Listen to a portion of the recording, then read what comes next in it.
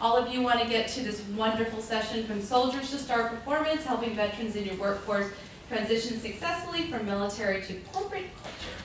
So Sergeant Anh Ban for the U.S. Army is currently serving in the 63rd Regional Support Command Surgeon's Office working with Colonel Rab, and he is the most awesome guy in the whole wide world. Anyone who's had the opportunity to work with him. In supporting soldiers that have been flagged for behavioral health.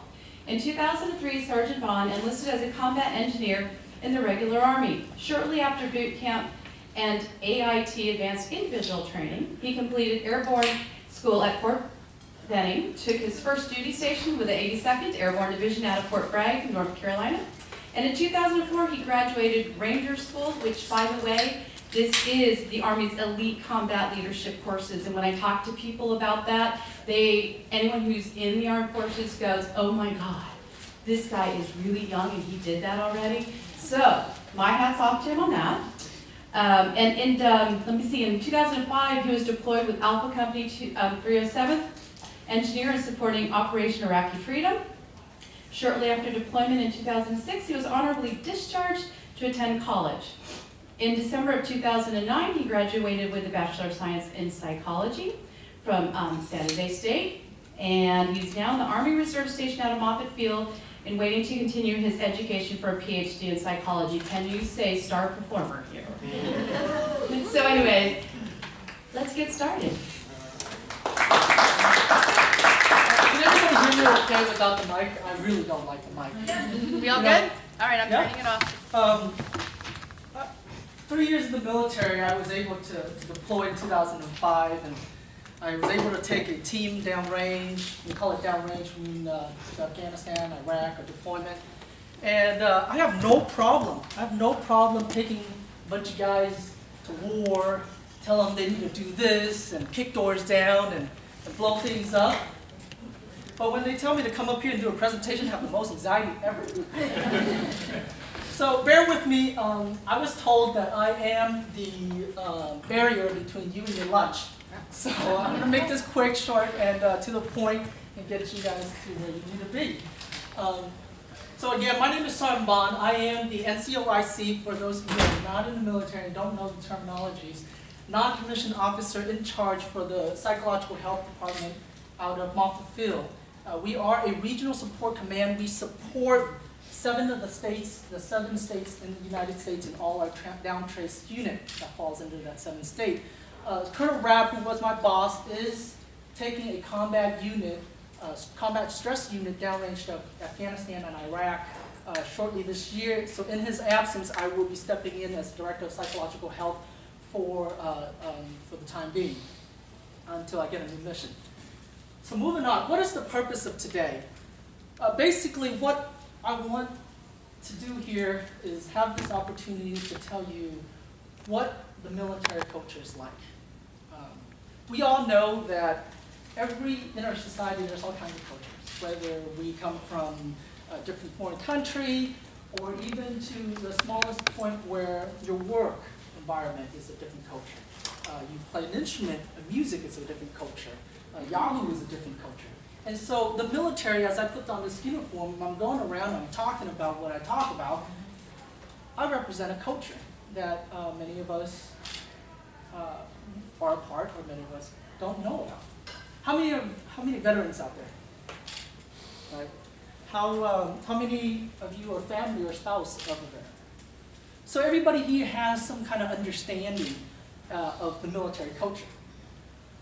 So what I want to discuss throughout this presentation, I know I'm cut short and I'm actually pretty glad, is to discuss the importance and the understanding of military culture and how it will help you in what you do in the service that you provide to our soldiers and family members to better that, so that transition and that barrier, that gap, or the bridge is built. And review some of the related OIF and OEF assumptions, whether it's false or facts. And then examine some of the challenges that you have, or myself, as for that effect, get back into our transition into the workforce, and some recommendation. So, as I stated earlier, we are very different in our own way, and very unique as we wear this this uniform, we call ourselves military culture. And under that, there's subcultures. We have the Army, and it's different between the Army itself and the Army Reserve. I mean, they fall under different subcultures. We got the Navies, the Air Force, and we all wear different uniforms, but we serve the same mission. And so to understand that big culture, it enables you to better serve the people that we serve. Can anybody identify how many branches we have up there?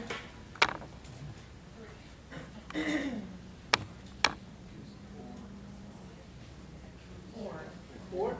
Outstanding.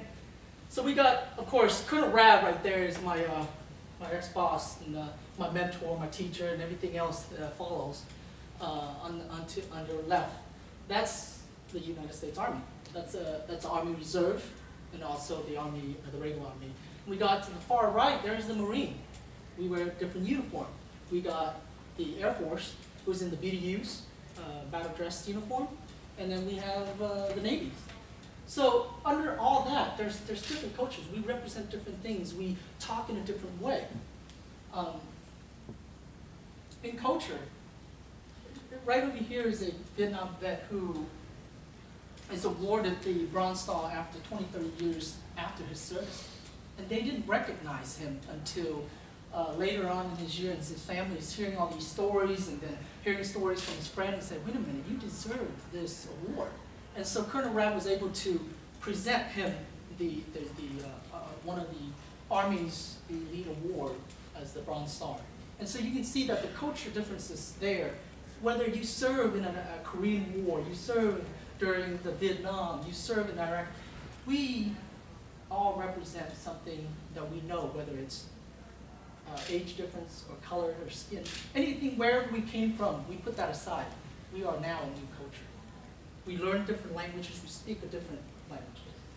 And so, where does the military life start? Right? We got basic training, then we got our training to accomplish our missions, we go through deployment, and we return back to our families.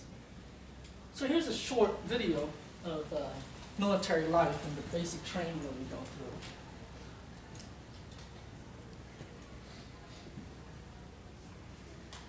And the volume doesn't work.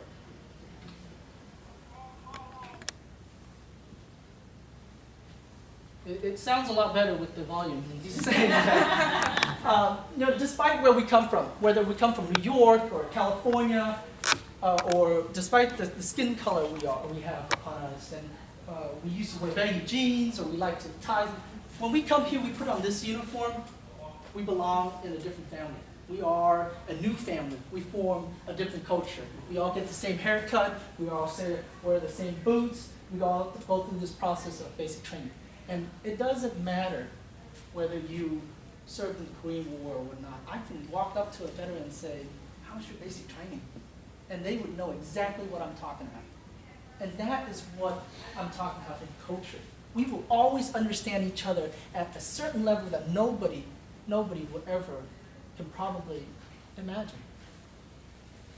And so I'm going to skip this video because there's no sound anyways. The purpose of basic training. What is basic training all about?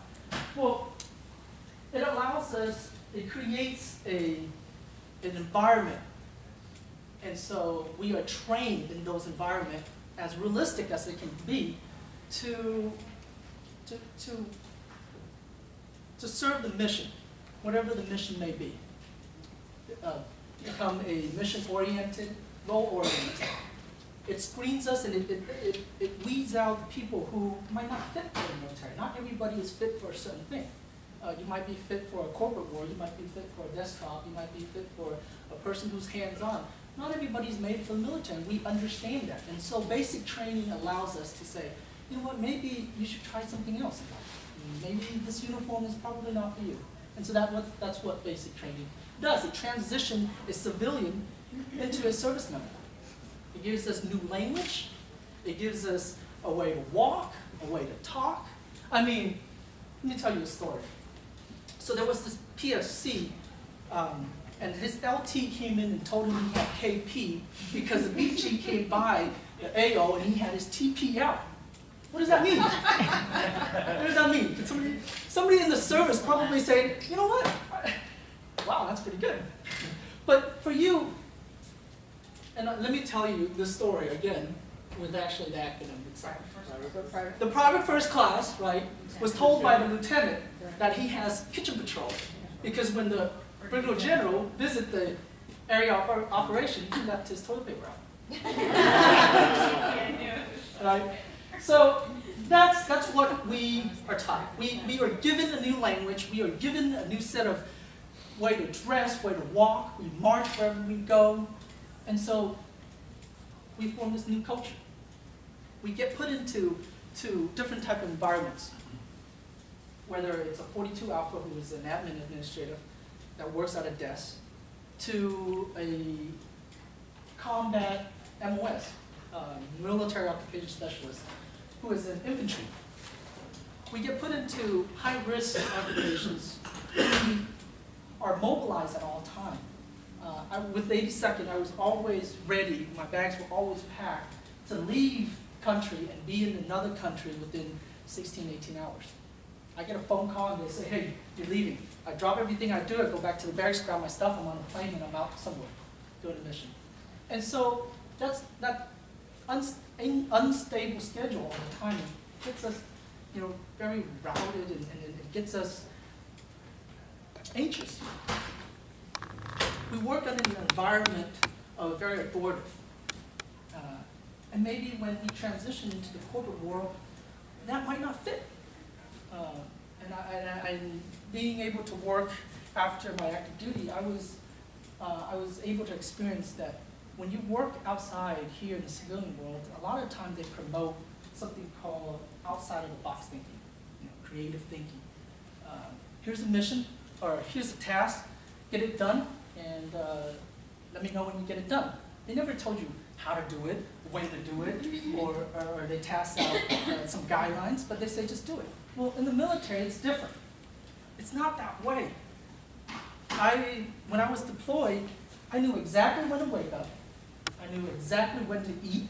I knew exactly what my mission was for that day.